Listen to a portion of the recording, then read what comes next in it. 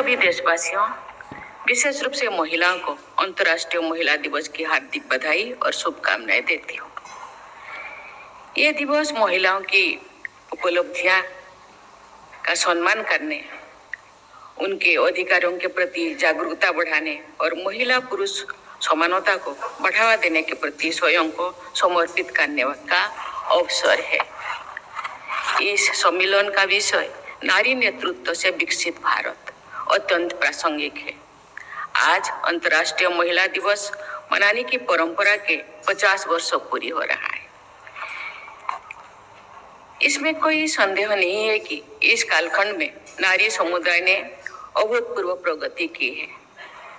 मैं अपनी जीवन यात्रा को भी इसी प्रगति की कड़ी मानती हूँ। ओडिशा के एक साधारण परिवार और पिछड़े क्षेत्रों में जन्म लेने से लेकर मेरी राष्ट्रपति भवन तक की यात्रा भारत के समाज में नारी को मिले समानता के अवसर एवं सामाजिक न्याय की कहानी है।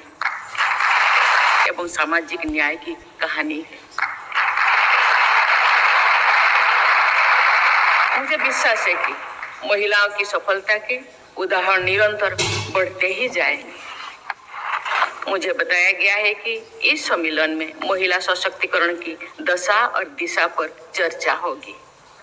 साथ ही पंचायत से पार्लियामेंट तक महिला नेतृत्व जैसे विषय पर भी चर्चा होगी। इस आयोजन के लिए मैं श्रीमती अन्नपूर्णा देवी जी और महिला एवं बाल कल्याण मंत्री की पूरी टीम को बहुत बहुत बधाई देती हूँ।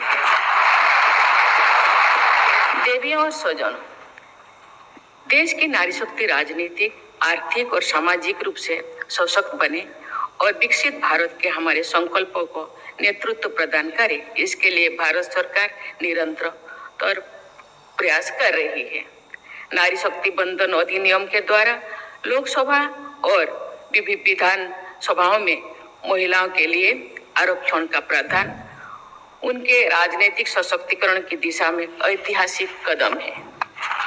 जमीनी स्तर पर महिलाओं को सशक्त और स्वावलंबी बनाने के लिए स्वयं सहायता समूह से उन्हें जोड़ा जा रहा है। वे आर्थिक आत्मनिर्भरता प्राप्त करें, इसके लिए लखपति दीदी कार्यक्रम चल रहा है। नमो ड्रोन दीदी योजना भी महिलाओं के आर्थिक और तकनीकी सशक्तिकरण का माध्यम बने रही है। सरकार के ये सभी प्रयास विभिन्न स्तरों पर महिलाओं में आत्मविश्वास पैदा कर रहे हैं और उन्हें जीवन में नई ऊंचाई छूने के लिए प्रेरित कर रहे हैं। हमारी बेटियां विकसित भारत के सपने को साकार करने में अपना पूरा योगदान दे रहे हैं। इसके लिए जरूरी है कि समाज उन्हें आगे बढ़ने के लिए और भी अच्छा वातावरण प्रदान करे। उन्हें एक ऐसा वातावरण मिलना चाहिए जिसमें वे बिना किसी दबाव या भय के अपने जीवन के बारे में स्वतंत्र निर्णय ले सके। हमें एक ऐसा आदर्श समाज का निर्माण करना चाहिए जहां कोई भी बेटी या बहन किसी भी समय कहीं भी अकेला जाने में और कहीं भी रहने में डरे नहीं। महिलाओं के प्रति सम्मान का भाव ही भयमुक्त सामाजिक वातावरण का निर्माण करेगा। ऐसे परिवेश में जो आत्मविश्वास उत्पन्न होगा वो हमारे देश को नई ऊंचाई लेकर जाएगा। देवियों और स्वजनों, मैं इस मान्यता को प्राय अभिव्यक्त करती हूँ कि हमारे परंपरा में शिव और शक्ति दोनों का समान महत्व है। बिना शक्ति के शिव की कल्पना भी नहीं किया जा सकता है। हमारे वेदों, उपनिषदों, पुराणों और महाकाव्यों में महिलाओं की स्तुति शक्ति, करुणा और ज्ञान के स्रोत के रूप में की गई है। हमारी संस्कृति में माँ पार्वती, माँ दुर्गा, माँ लक्ष्मी और माँ सरस्वती को जीवन की पोषक और नैतिकता की संरक्षण शक्ति माना गया है।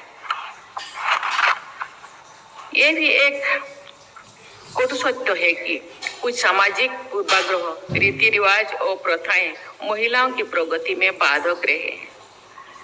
मेरा मानना है कि इसमें महिला को कम करके आंकने वाले मानसिकता का दोष है।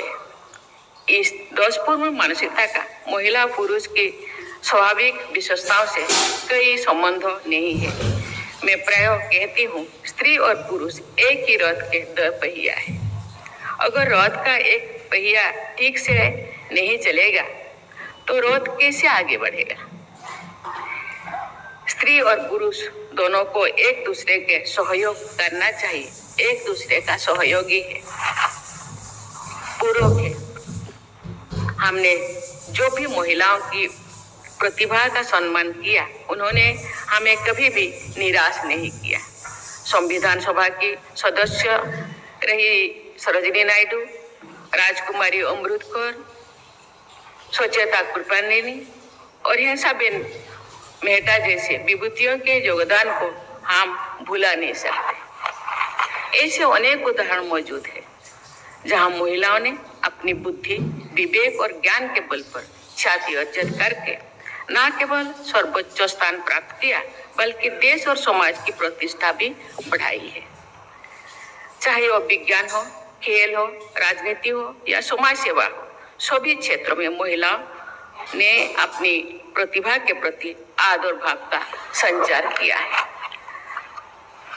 आज जो भारत विश्व की तीसरे सबसे बड़ी अर्थव्यवस्था बनने की ओर अग्रसर हो रहा है, तो देश के वर्कफोर्स में महिलाओं की भागीदारी तेजी से बढ़नी चाहिए।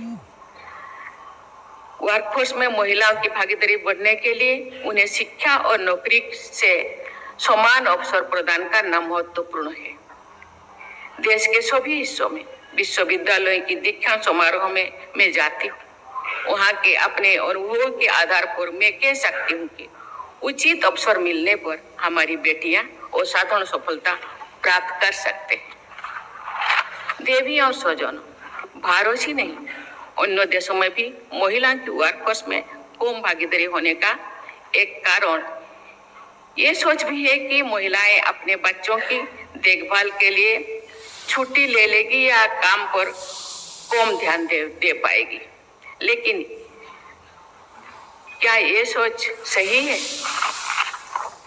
हमें अपने आप से प्रश्न करना होगा कि क्या बच्चों के प्रति जो भावी समाज का निर्माण करेंगे, समाज की कोई जिम्मेदारी नहीं है? हम सब जानते हैं कि परिवार में पहली शिक्षक माँ होती है। अगर माँ अपने बच्चों की देखभाल के लिए, उसके शिक्षा के लिए छुट्टी ले लेती है, तो उसका ये उद्यम भी समाज की भलाई के लिए है। इसीलिए उसी दिशा में, उसी नजर से उनका देखना चाहिए और सम्मान करना चाहिए। उनका देखना चाहिए और सम्मान करना चाहिए।